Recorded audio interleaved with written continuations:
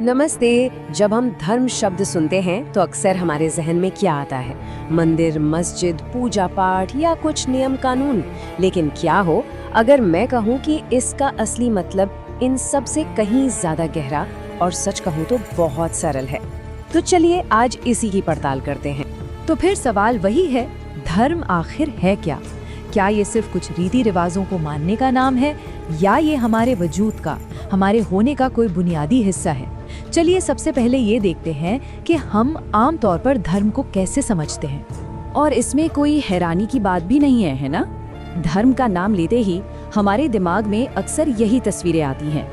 पूजा पाठ हो रहा है, कुछ खास तरह के पहनावे हैं, मंदिर हैं, मस्जिद हैं, ये सब कह सकते हैं कि ये बाहरी पहचान है और हमारी समझ भी अक्सर यहीं से शुरू होती है।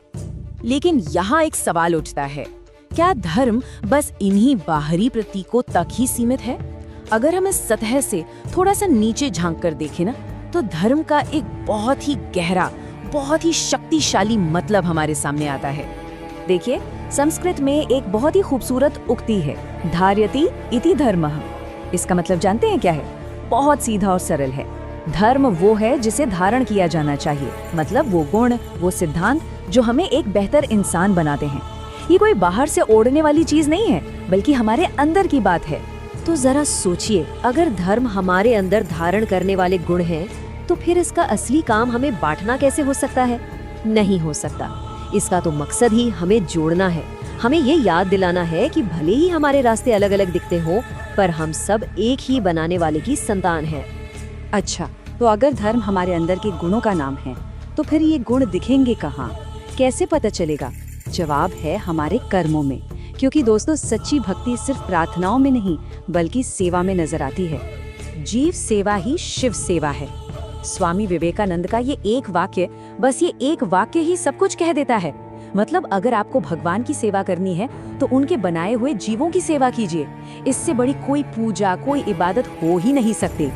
चलिए एक पल के लिए सोचते हैं। एक तरफ है घंटों की पूजा और ग्रंथों का पाठ, और दूसरी तरफ है किसी भूखे को प्यार से खिलाया गया एक निवाला।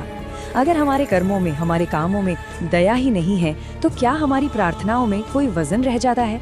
सच तो ये है कि कर्मों के बिना ये सारी रस्में बस खोखली रह जाती हैं। तो फिर सच्चा धार्मिक इंसान कौन हुआ? वो नहीं जो सिर्फ ग्रंथों को जानता है या रटता है, नहीं।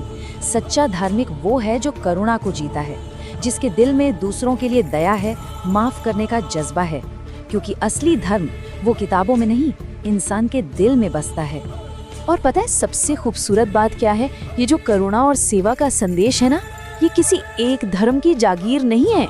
जब हम दुनिया की अलग अलग आस्थाओं की गहराई में जाते हैं, तो एक ही सुनहरा धागा उन सबको आपस में जोड़ता हुआ नजर आता है। आज हम जिस दुनिया में जी रहे हैं, जहाँ इतनी नफरत और बंटवारा है, वहाँ सबसे ज्यादा जरूरत किस चीज की है? प्यार की। और उम्मीद की बात यह है कि दुनिया का हर बड़ा धर्म हमें यही सिखाता है। सबका सार, सबका निचोड़ एक ही है, सत्य, अहिंसा और प्रेम। देखिए, हिंदू धर्म हमें क्या सिखाता है? वसुधैव कुटुंबकम, यानी ये पूरी की पूरी दुनिया ही एक परिवार है। इस्लाम का पैगाम है अमन और भाईचारे का, शांति और एकता के साथ रहने का। सिख धर्म हमें क्या सिखाता है?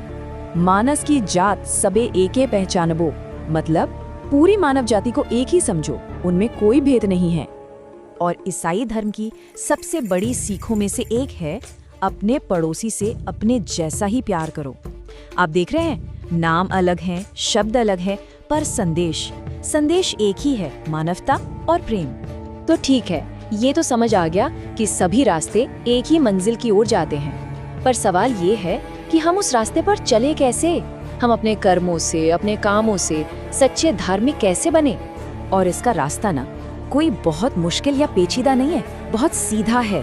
बस 3 बातें: नेक कर्म करें, दिल से ईमानदार रहें, और जब भी मौका मिले दूसरों की मदद करें। यकीन मानिए, यही वो पूजा है जो सीधे दिल से निकलती है, और यही सच्ची आस्था है।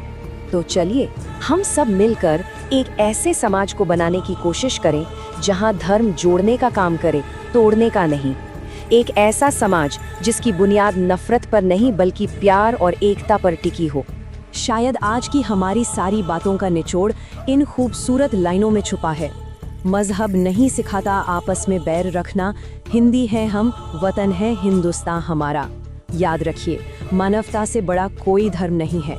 इसी सोच के साथ आज के लिए इतना ही। धन्यवाद।